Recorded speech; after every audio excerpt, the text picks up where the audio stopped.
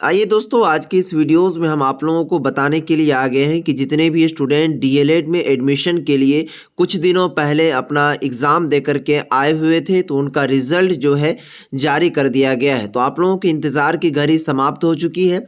फ़िलहाल इस वीडियोस में आप लोगों को हम डीएलएड वाला रिज़ल्ट जो है वो कैसे आपको डाउनलोड करना है वो प्रक्रिया बताएंगे। उनके बाद साथ ही एडमिशन आपका कब से शुरू होगा और कौन से कॉलेज में एडमिशन होगा, आपको कितना मार्क होगा कि सरकारी कॉलेज मिलेगा, कितना मार्क होगा कि आपको प्राइवेट कॉलेज मिलेगा, वो सभी चीज़ इस वीडियोस में हम कवर करेंगे। वीडियोस को शुरू से लेकर अंत तक देखिए, आप लोगों को सभी चीज़ हम बारीकी से समझाएंगे। तो चलिए शुरू करते हैं। देखिए, रिजल्ट को डाउनलोड करने के लिए सबसे पहले आप लोगों को अपने मोबाइल का कोई भी ब्राउज़र ओपन कर लेना है। गूगल हो, क्रोम हो, कोई भी ब्राउज़र हो। तो फिलहाल हमने क्रोम ब्राउज़र को ओपन किया और ये सर्च वाला आइकन पर क्लिक करना है। सर्च वाला आइकन में आपको ये लिखना है, जैसा कि आपको यहाँ पर शो कर रहा होगा, ये आपको इसके अंदर लिखना है जिस तरह हमने लिखा है, और ये सर्च वाले आइकन पर आपको क्लिक कर देना है। तो सबसे पहला ही वेबसाइट जो है इनका ये खुल जाएगा और इसी पर आपको डायरेक्टली क्लिक करना है। जैसे ही इस पर आप क्लिक कीजिएगा तो आपके सामने फिर से एक पेज खुलेगा।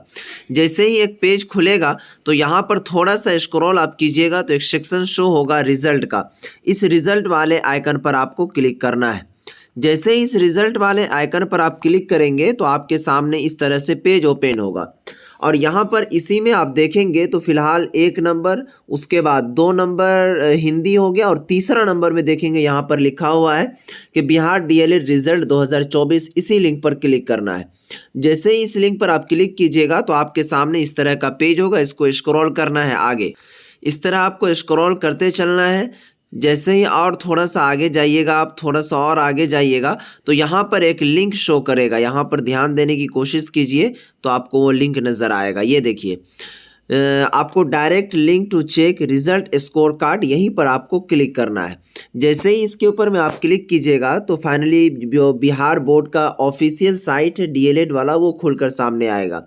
इसमें आपको एप्लीकेशन नंबर डालना है, इसमें आपको डेट ऑफ बर्थ। अब देखिए, यहीं पर बच्चे गलती क्या कर रहे हैं कि डेट ऑफ बर्थ डालने में वो मिस्टेक कर रहे हैं, जिसके वजह से उनका डीएलएड वाला रिजल्ट जो वो चेक नहीं हो पा रहा। देखिए, हमारे पास एक एडमिट कार्ड है बच्चों का। देखिए, ये एडमिट कार्ड है। जब आप अपने एडमिट कार्ड को देखेंगे तो सबसे पहले ही नंबर पर आपको शो करेगा आवेदन संख्या, जिसको कहा जाता है एप्लीकेशन नंबर। तो यहाँ पर देखिए, ये है आपका एप्लीकेशन नंबर। इसको फर्स्ट वाले बॉक्स में आपको फिलअप करना है। उनके बाद देखिए, डेट ऑफ बर्थ जो आपको डालना है वो कैसे डालना है, ये देखिए आपको हमने दिखा दिया। यहाँ पर एप्लीकेशन नंबर को फिलअप कर दिया है। अब जैसे सपोज कीजिए कि आपका जो डेट ऑफ बर्थ है वो है 24, ठीक है। उसके बाद जून हो या फिर जुलाई हो या फिर अगस्त, जो भी हो, 24 मान लीजिए, 24/12/2006 है। तो अब देखिए, यहाँ पर आपको जो कैसे टाइप करना है, जिस तरह ये 24 लिखे आप, तो जैसे ही 24 लिखेंगे तो सबसे पहले इस तरह 24 लिखेंगे और 24 लिखने के बाद आपको ये देखिए बीच में एक डैश नज़र शो कर रहा है, ये वाला। तो ये जो डैश आपको शो कर रहा है तो बीच में एक डैश देना है। उसके बाद फिर 12 देना है। उसके बाद फिर इस तरह बीच में डैश लगाना है। उसके बाद फिर 2005 हो या फिर 2006, जो भी हो वो डालना है। अगर आपका मान लीजिए कि ये 24 नहीं रहता, 4 रहता, तो 4 से पहले आप लोगों को 0 लगा देना है। समझ गए ना हमारी बात को। उसके बाद ये डैश, ये डैश जैसे ही आप दीजिएगा, उनके बाद ये लॉगिन वाला सेक्शन पर आप क्लिक कीजिएगा तो आपके सामने वो रिजल्ट डाउनलोड हो जाए। देखिए, जैसे ही रिजल्ट डाउनलोड होगा तो वो इस तरह से शो करेगा, Bihar school examination board DElEd joint entrance test 2024। और थोड़ा सा स्क्रॉल आप कीजिएगा तो यहाँ पर स्कोर कार्ड दिखाएगा, एप्लीकेशन नंबर दिखाएगा। आपको हम डायरेक्टली मार्क पर चलते हैं। अब देखिए, यहीं पर बात बनती है कि आपको कॉलेज जो है वो कौन सा अलाउट होगा, कैसे होगा, ठीक है। तो ये देखिए, यहाँ पर सबसे पहले आप देखेंगे ऑब्टेन्ड मार्क। इसका क्या मतलब होता है? इसका ये मतलब होता है प्यारे साथियों कि आपको डीएलएड में जो क्वेश्चन पूछा गया था वो कितने मार्क का पूछा गया था। तो कुल मिलाकर के 120 मार्क का आपको क्वेश्चन पूछा गया था, जिसमें से आपको मार्क कितना मिला है? इन बच्चों को 38 मार्क मिला है, ठीक है।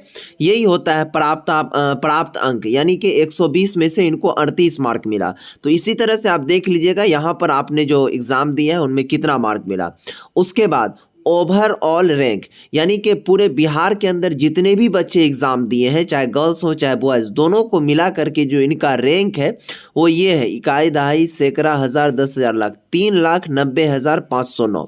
उसके बाद कैटेगरी रैंक, तो मेन जो कंडीशन होता है वो कैटेगरी पर ही बात बनती है और कैटेगरी पर ही कॉलेज भी अलाउड होता है। जिस तरह से इनका कैटेगरी है एससी, तो देखिए कैटेगरी एससी कैटेगरी में इनका जो क्या कहते हैं रैंक है वो 70,606। तो अब देखिए यहीं पर अब रैंक बनता है वो सभी चीज़। अब कैसे होगा वो बताते हैं। सबसे पहला चीज़ समझने की कोशिश कीजिए, ये आपका रिजल्ट है।